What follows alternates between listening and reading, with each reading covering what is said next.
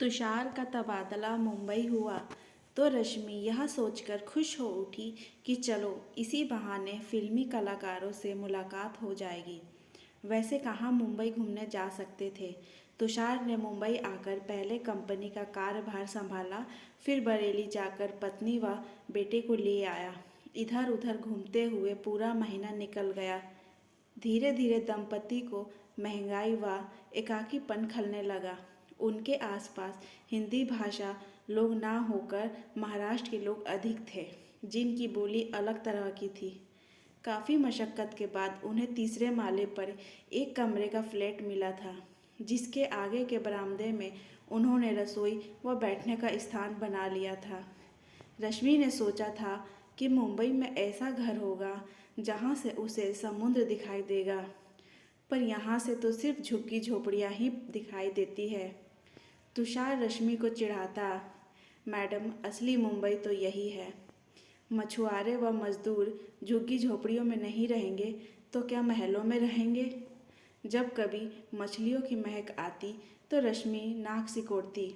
घर की सफाई एवं बर्तन धोने के लिए काम वाली बाई रखी तो रश्मि को उससे भी मछली की बदबू आती हुई महसूस हुई। उसने उसी दिन बाई को काम से हटा दिया। रश्मि के लिए गर्भावस्था की हालत में घर के काम की समस्या पैदा हो गई। नीचे जाकर साग भाजी खरीदना, दूध लाना, 3 वर्ष के गोलू को तैयार करके स्कूल भेजना, फिर घर के सारे काम कर के तुषार की पसंद का भोजन बनाना अब रश्मि के वश का नहीं था।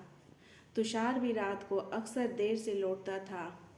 तुषार ने माँ को आने के लिए पत्र लिखा तो माँ ने अपनी असमर्थता जताई कि तुम्हारे पिताजी अक्सर बीमार रहते हैं, उनकी देखभाल कौन करेगा। फिर तुम्हारे एक कमरे के घर में ना सोने की जगह है ना बैठने की। तुषार ने अपनी पहचान वालों से एक अच्छी नौकरानी तलाश करने को कहा, पर रश्मि को कोई पसंद नहीं आई। तुषार ने अखबार में विज्ञापन दे दिया। फिर कई काम वाली बाइयाँ आई और चली गई। एक सुबह एक अधेड़ औरत ने आकर उनका दरवाज़ा खटखटाया और पूछा कि आपको काम वाली बाई चाहिए। हाँ हाँ कहा है, मैं ही हूँ। तुषार व रश्मि दोनों ही उसे देखते रह गए। हिंदी बोलने वाली वह औरत साधारण मगर साफ सुथरे कपड़े पहने हुए थी। मैं घर के सभी काम कर लेती हूँ, सभी प्रकार का खाना बना लेती हूँ, पर मैं रात में नहीं रुक पाऊँगी। ठीक है, तुम रात में मत रुकना। तुम्हारा नाम क्या है? लक्ष्मी।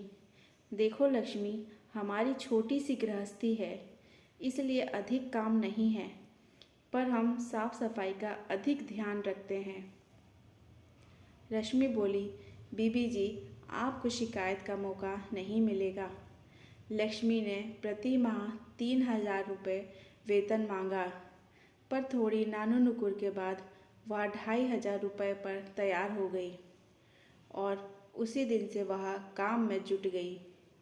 पूरे घर की पहले सफाई धुलाई की, फिर कढ़ी चावल बनाए और गोलू की मालिश करके उसे नहलाया। तुषार व रश्मि दोनों ही लक्ष्मी के काम से बेहद प्रभावित हो गए। यद्यपि उन्होंने लक्ष्मी से उसका पता तक भी नहीं पूछा था।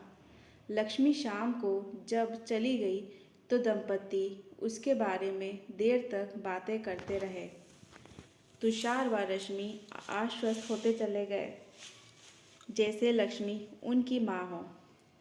वे दोनों उसका सम्मान करने लगे। लक्ष्मी परिवार के सदस्य की भांति रहने लगी।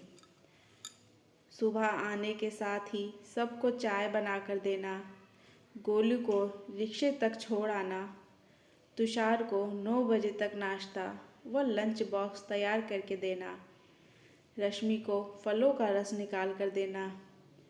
यह सब कार्य लक्ष्मी हवा की भांति फुर्ती से करती रहती थी। लक्ष्मी वाकई कमाल का भोजन बनाना जानती थी। रश्मि ने उसे ढोकला डोसा बनाना सीखा। भांति भांति के अचार चटनियाँ बनानी सीखी। ऐसा लगता है अम्मा आपने कुकिंग स्कूल चलाया है। एक दिन मजाक में रश्मि ने पूछा था। हाँ, मैं सिलाई कढ़ाई का भी स्कूल चला चुकी हूँ। रश्मि मुस्कुराती मन में सोचती रहती कि उसे तो बढ़ चढ़कर बोलने की आदत है।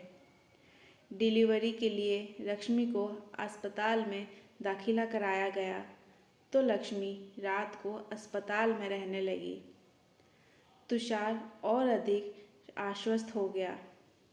उसने माँ को फ़ोन कर दिया कि तुम पिताजी की देखभाल करो, यहाँ लक्ष्मी ने सब संभाल लिया है। रश्मि को बेटी पैदा हुई।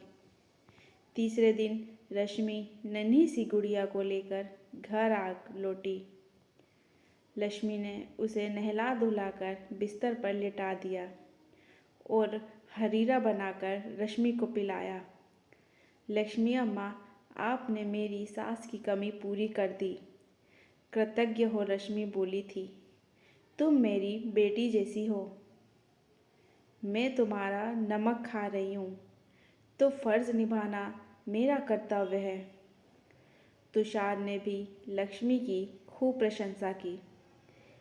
एक शाम तुषार रश्मि व बच्ची को लेकर डॉक्टर को दिखाने गया तो रास्ते में लोकल ट्रेन का एक्सीडेंट हो जाने के कारण दंपति को घर लौटने में रात के 12 बज गए।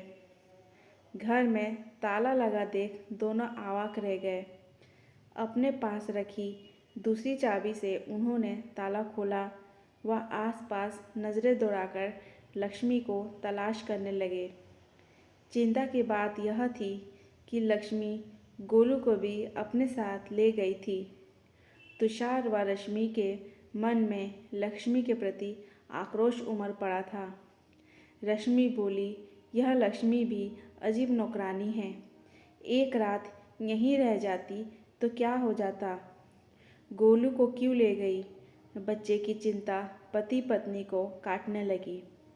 पता नहीं लक्ष्मी का घर किस प्रकार का होगा। गोलू चैन से सो पाएगा या नहीं। पूरी रात चिंता में गुजरने के पश्चात जब सुबह होने पर भी लक्ष्मी अपने निर्धारित समय पर नहीं आ लौटी तो रश्मि रोने लगी। नौकरानी मेरे बेटे को चोरी करके ले गई। पता नहीं मेरा गोलू किस हाल में होगा। तुषार को भी यही लग रहा था कि लक्ष्मी ने जानबूझकर गोलू का अपहरण कर लिया है। नौकरों का क्या विश्वास। बच्चे को कहीं बेच दे या फिर मोटी रकम की मांग करे।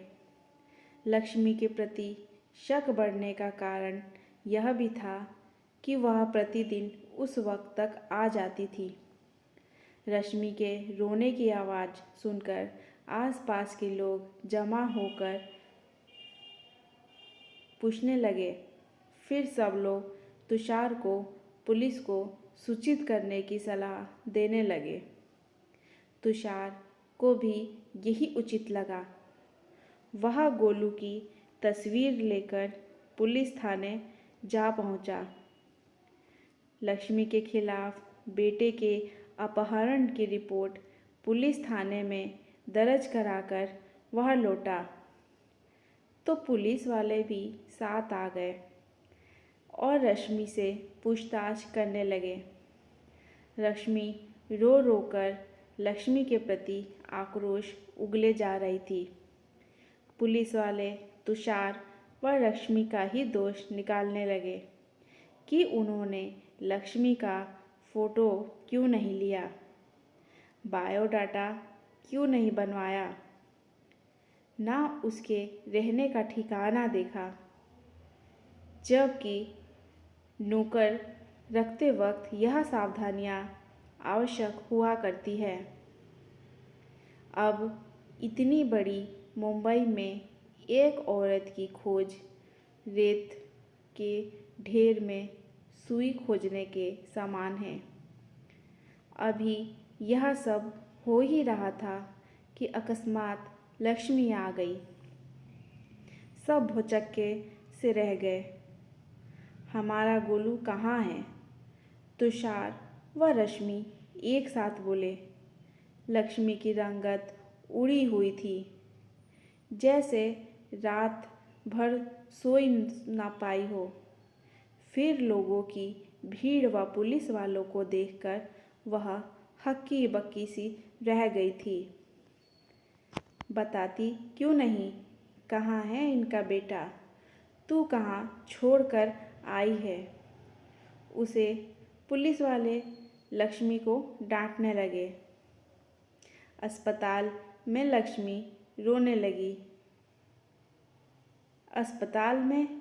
तुषार के मुंह से निकला, हाँ साहब, आपका बेटा अस्पताल में है।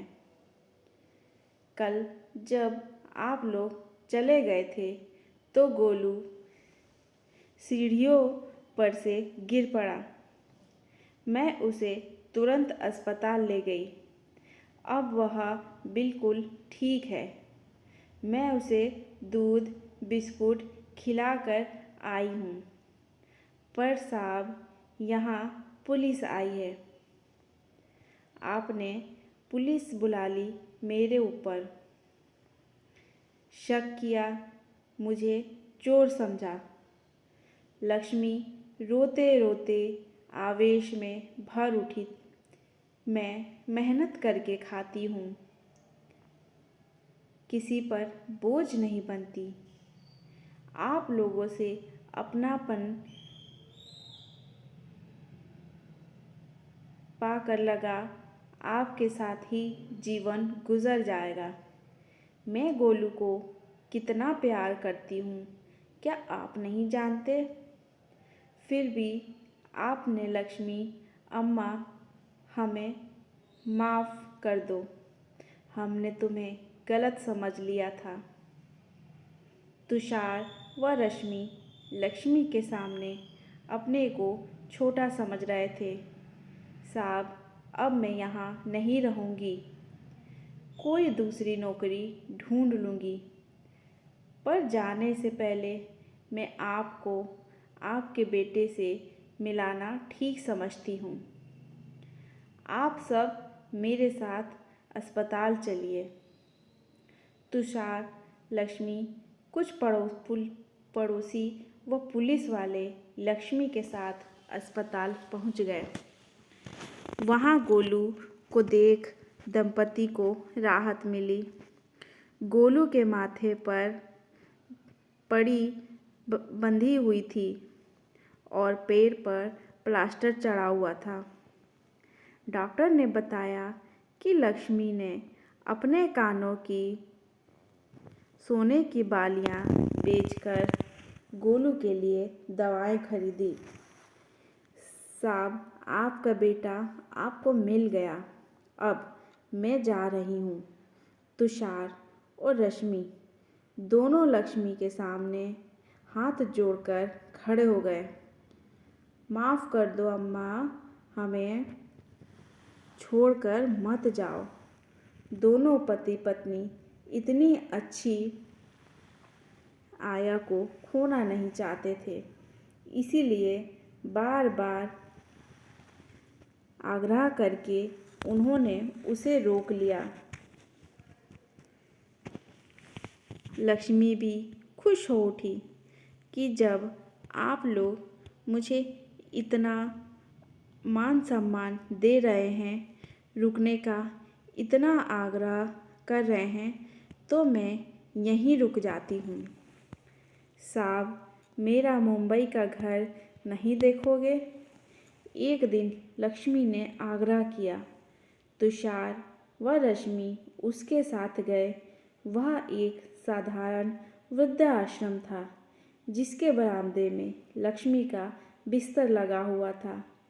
आश्रम वालों ने उन्हें बताया कि लक्ष्मी अपने वेतन का कुछ हिस्सा आश्रम को दान कर देती है और रातों को जाग जाग कर वहाँ रहने वाले लाचार बूढ़ों की सेवा करती है।